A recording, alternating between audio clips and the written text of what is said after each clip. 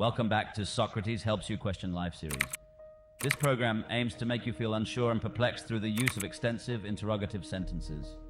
Today, we will discuss university, a topic that the guest panel of AI Talk is completely unfamiliar with. I persisted for 6 months and then dropped out. I persisted a little longer and then dropped out. I persisted until the final year and then dropped out. How did they manage to gather all of us guests for this show? Socrates, it's your turn to take the stage. The paths of Bill and Steve were uniquely their own. But this doesn't mean that university education is ineffective for everyone. When we see two people swimming across a river, should we question the necessity of building a bridge? Bridges, like university education, provide an easier path for the majority of people, don't they? There are many paths to Mount Olympus because most people cannot fly. I have to admit that after dropping out, I audited courses for about 18 months. The university itself wasn't bad, just too expensive. When you first introduced the iPhone, we all felt the same way. So we can say that Jobs may have left college, but they didn't leave education. Does a fish that doesn't want to stay in a pond mean it doesn't need water? Didn't he seek knowledge in his own unconventional way, like venturing into the ocean? Socrates, I believe you touched on a crucial point. College is not unimportant, but there are certain things that cannot be taught. They can only be experienced firsthand. When I dropped out, I didn't have a grand plan or a roadmap to success. I simply began following my curiosity and intuition, what they used to call idealism, a term of praise in the 60s and 80s, but is now used to describe foolishness. No, they called it foolish back then too. The world is the biggest classroom there is, and life the greatest teacher. I packed up, went to India, sought out the wisdom of those who lived outside the bounds of traditional classrooms. There I learned more than textbooks could teach. I learned about life, spirituality, and my own potential. So education is more like software. You need the basic functions, but what truly enhances your abilities are the updates and patches that come along the way. Indeed, that's a brilliant metaphor for Windows. Experience has indeed brought you wisdom, Steve, just as my disciple Plato said. Rational knowledge is as important as intuitive knowledge.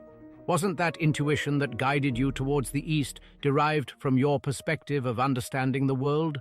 Formal education provides us with a framework for viewing the universe, and experience nurtures wisdom through that framework. Oh, let's be realistic, my friends. In certain situations, going to college is merely a means to secure one's livelihood. And people may even choose majors they are not passionate about. An unexamined life is not worth living. So let us ponder, are we discussing survival or living? Some might say, Socrates, without survival we cannot live. I would respond, must these two always be in conflict? Or are we inadvertently swapping concepts? Should a bird give up its right to soar in the sky for the sake of the food in its cage? Can it not follow its instinct and catch insects to survive? The pursuit of ideals does not mean subjecting oneself to starvation. In order to go to India, I also worked at Atari for a long time. At the same time, you annoyed half of California. And sometimes I suspect you went to India because you couldn't make it here. Is the goal of education merely to acquire survival skills, select a skill and then leave? Or should it be an observatory providing us with a lens and perspective to view the universe? Does the Apple logo represent taking a bite, or does it represent thought and creativity? You might say, Socrates, after all, we need doctors to treat illness and architects to build houses. But what if a doctor only understands the body and not humanity or the patient? What if an engineer only sees structures and not the people they accommodate? Education is not a toolbox from which students extract predefined skills. On the contrary, it is a journey to develop an understanding of the world and its complexities. It's like assembling an iPhone without an instruction manual. You constantly try what works and what doesn't. But the important thing is not just putting the parts together, it's understanding why they fit together. Indeed, there is no instruction manual. They don't even provide a charger in the box anymore. More pragmatic choices are always popular because people have fear of uncertainty about the future. I left Reed College to observe, to learn, and to seek a greater truth that textbooks couldn't offer. You might say, but Steve, weren't you scared? You had no degree, no job, just a backpack full of dreams. Yes, I was scared. But you know, fear makes us miss out on the unexpected, and life's gifts are often hidden within it. I went to India in search of answers, but I found something even more valuable. I found better questions.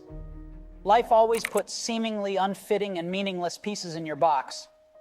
But, as I said at Stanford University, you can only realize the value and connections of these little moments when you look back. There is a difference between recklessness and freedom, between caution and fear. The tightrope walker high above the ground is cautious but not fearful, for fear would make him waver, stumble, and fall. The river, like life, is not to be feared. It is to be navigated.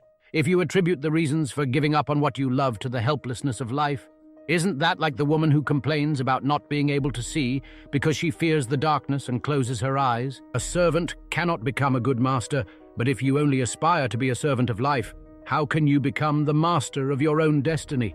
Socrates, you have successfully made me sleepless. Finally, let's hear Elon's opinion.